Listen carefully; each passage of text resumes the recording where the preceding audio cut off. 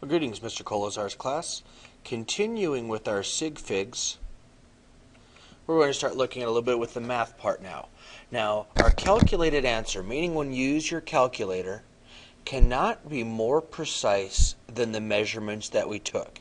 Now, we were saying when you do the math on the calculator, a lot of times you get a number, that has a whole bunch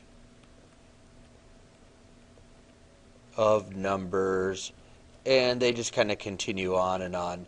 Now, those are what the calculator's done mathematically. Now, what we need to do is show the measurement or the values that were actually measured. So we need to look at, first off, our significant figures, and then we're going to actually have to work with the one that's the least significant.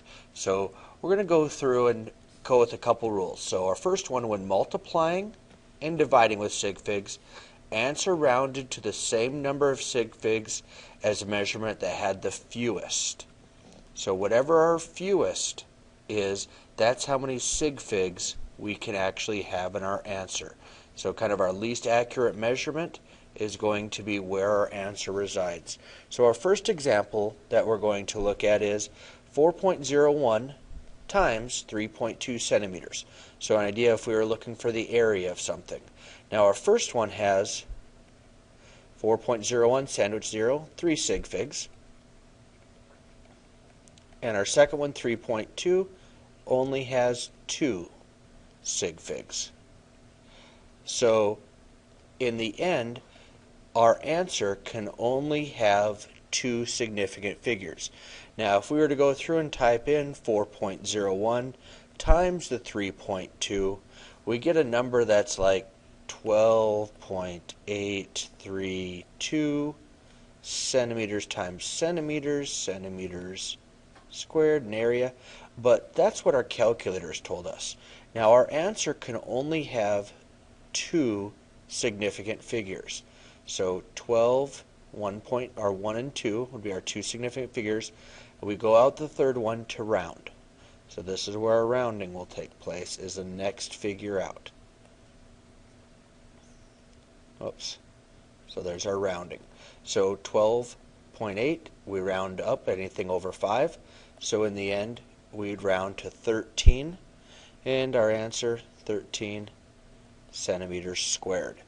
This is going to be a way that everybody can use, and so we all end up with the same answer in the end, not using all of those other information.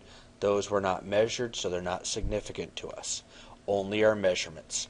The second example, 9.14, 3 sig figs here, 4.521, 4 sig figs here. So our answer has to have the fewest, so we'll end up with 3 digits. When we divide these two numbers, we get a number, on the calculator it says something like 2.021676662. As we're going, we can only have 3 significant figures. 3. The 1 here, so we're going to round down. 2.02. Remember, sandwich 0 is significant. So the sandwich zeros are significant. And then our units, grams divided by milliliters, grams per milliliter. So multiplying and dividing. A couple problems to actually work through. Now if we look at gold has a density of 19.3 grams per cubic centimeter. What would be the mass of a 6 centimeter cube sample of this precious metal? So thinking back, density is equal to mass divided by volume. If we were looking to solve for mass, need to remove volume, multiply one side by V, multiply the other side by V. Now as we're looking, 19.3, 3 sig figs, 6.00, 3 sig figs. So both of these, our answer must then end in 3 sig figs. So our mass is equal to 19.3 grams per cubic centimeter times 6 centimeters cubed. 19.3 times 6 gets us a mass of about 115.8 grams, with our centimeters canceling out. Now we said 3 sig figs for our answer, so we're going to round to our 3 sig figs. 115.8 will round to 116 grams. Would be our mass of our object measured out. You can work through the second problem. Your answer in the end, remember, is going to show 3 sig figs. So working through this problem, check to see if you get an answer close to 2.77 centimeters cubed on this one. If you don't get that, then check with me in class. Now, when adding and subtracting significant figures, the answer is going to be rounded to the same place value as the least precise measurement.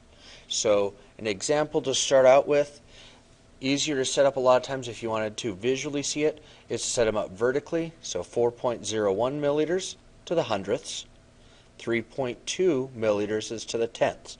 So as we're going, our least precise measurement would be the tenths of a milliliter.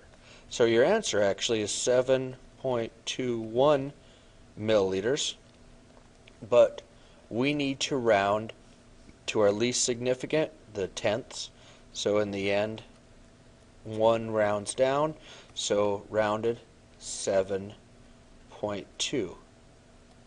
milliliters. So adding and subtracting, whatever's the least significant measurement is where you're going to make your rounding at, or 1 digit over to round to that one. So 4, we have 15.05, sandwich 0, so we have 4 significant figures. 5.8, you only have 2 significant figures here. Now your answer, if you were to calculate on the calculator, is about 9.25 milliliters.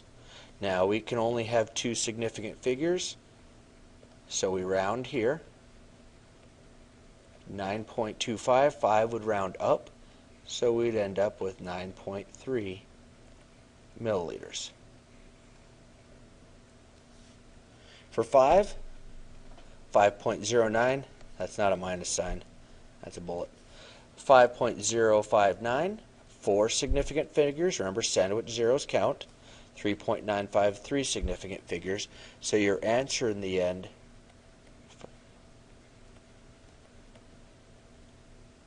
is going to only have 3 significant figures, so 5.09 will round up 1 centimeters.